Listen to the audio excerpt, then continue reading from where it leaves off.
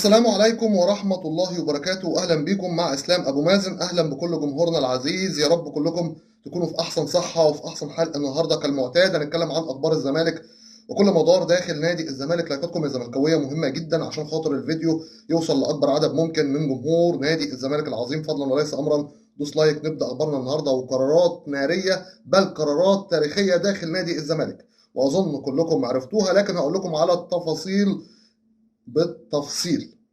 بالتفاصيل. حلو. إيه اللي بيحصل؟ خلاص رسميا إقالة أوسوريو من تدريب نادي الزمالك. إقالة أوسوريو بعد النتائج السلبية الكثيرة جدا داخل نادي الزمالك. يمكن يكون مدرب كويس، يمكن كان مدرب CV بتاعه عالي، لكن ما كانش ماشي معانا. طريقته ما كانتش ماشية معانا، كميته ما كانتش ماشية معانا. خلاص هو مشي، واحنا نشوف مستقبلنا وحالنا ودنيتنا هيبقى فيها ايه. كمان دلوقتي اللي هيجي مكان أوسوريو كابتن معتمد جمال.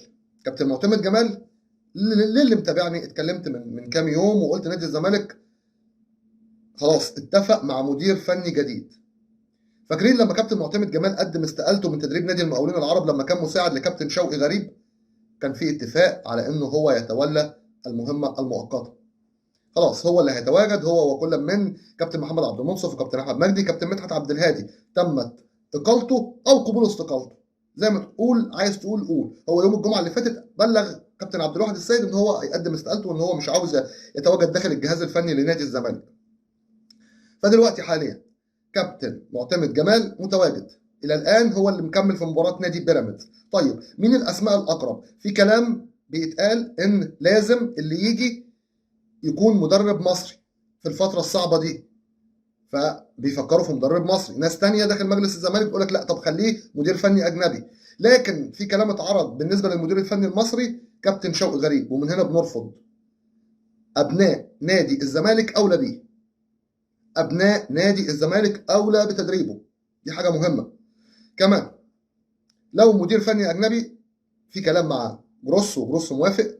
في مع مترازي اللي هو اللاعب الايطالي اللي كان بيلعب في كاس العالم 2006 وكاس العالم 2010 وكاس العالم 2002 تقريبا كده، يعني اللاعب الطويل ده المدافع.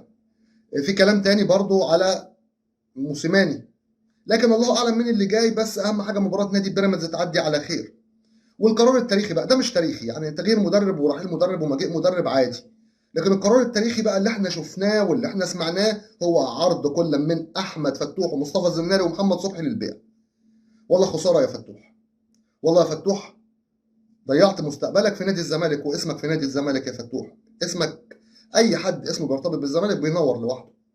على العموم الجلسه اللي كانت النهارده بين كابتن حسين لبيب وبين احمد فتوح كل الكلام فيها كان على الفلوس. هو عاوز مستحقاته، عاوز حاجته. انتوا ما اديتونيش فلوسي، انتوا قلتوا هتدوني وما اديتونيش، انتوا قلتوا هتصرفوا لي مستحقاتي القديمه وما صرفتوش. طيب انت دلوقتي بعيد عن اللي انت عملته ومشيت بالليل وسرحت ورحت وغبت عن ماتش مهم زي ماتش زد. لا مش دي المشكله كلها. المشكله كلها هنا ان وصلت لهم اخبار فعلا ان احمد فتوح موقع. طيب هل الاخبار دي حقيقيه ولا مش حقيقيه؟ اكذب انا لو قلت اه او لا، اكذب انا لو قلت اه او لا. لكن عايز اقول لك كلمتين. لو انت كنت هتقدر تمضيه كنت مضيته. ازاي؟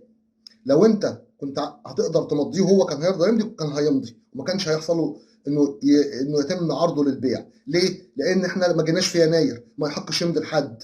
فلو مضى دلوقتي اللي مضى له في يناير ده يروح يقطع العقد بينه وبين نفسه كده ويقول سلام انا اسف، لا يتعاقب. النادي اللي مضاه يتعاقب ساعتها لو فتوح جدد للزمالك دلوقتي.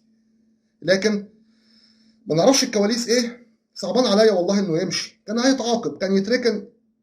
قلت في حالتين امتى نعفو عنه. انا كنت عاوز اجمده يبيعه ايوه، لكن في حالتين، الحالتين هما لو اعتذر وفي نفس الوقت جدد عادي. على العموم اللي حصل مع فتوح ده الزمالك مش عارف اتكلم هقول فيها ايه كتير قوي. يعني خلوني اهدى شويه مع نفسي عشان القرار غريب قوي، قرار جامد قوي. مش هقدر اتكلم كتير. انتوا رايكم ايه في موضوع فتوح؟ هو كده فتوح خلاص بينه وبين الاهلي مفيش.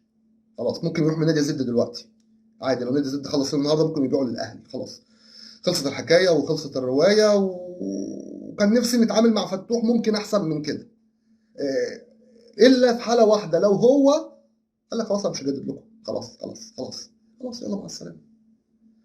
ده بخصوص فتوح. انما بقى صبحي والزناري ده جم في الرجلين، جم في الرجلين، وكده كده صبحي ليل نهار 1 2 3 4 اجوان بتخش فيه هنا وهنا، وشكله هو كمان ممكن يكون ماضي مع نادي بيراميدز. الظاهر لعيبه الزمالك ايه شرخت، واللي عاوز يمشي يمشي، ونادي الزمالك ما بيقفش على حد، ونادي الزمالك غني باولاده، اعتمدوا على الناشئين، الناشئين كويسين، الناشئين جامدين، ده حتى المعارين.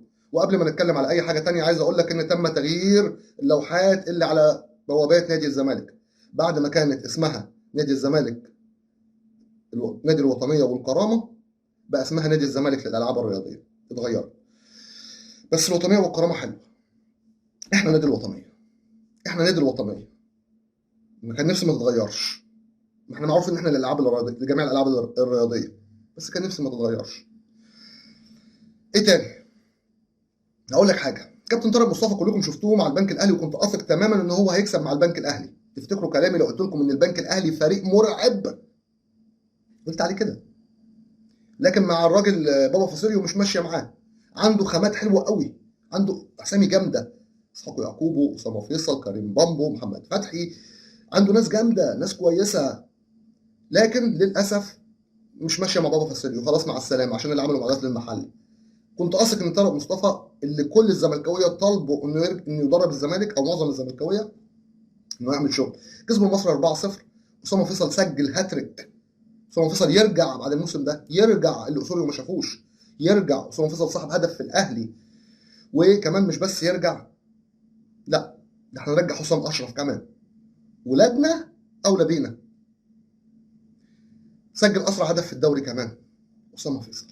وكابتن طارق مصطفى اي مدير فني زملكاوي قيمه كبيره في التدريب. شايفين كابتن عبد الرحيم بسيوني برضه بيعمل ايه، شغال ازاي، قدر يكسب الاسماعيلي كمان.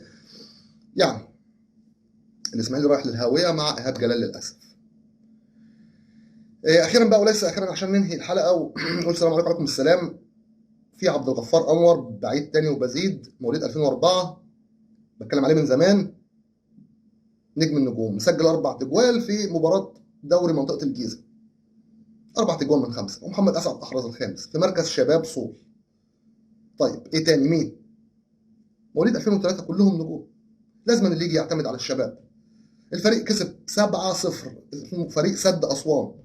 احرز الاهداف محمد صلاح، احرز هدف، احرز هدفين علي ياسر، احرز هدفين كمان عبد الله محمد النجم اللي المفروض يتواجد باي طريقه، احرز كمان عبد الرحمن الفيومي، واحرز كمان سيد شريف هدف. يعني عندنا نجوم والله العظيم لازم يتم الاعتماد عليهم، ما ينفعش. المهم في الاول وفي الاخر انتم كزملكاويه مخلصين لنادي الزمالك، ايه رايكم في قرارات بالذات؟ انا اصولي خلاص رحل بقى يلا، لان خلاص احنا افتقدنا معاه الامان.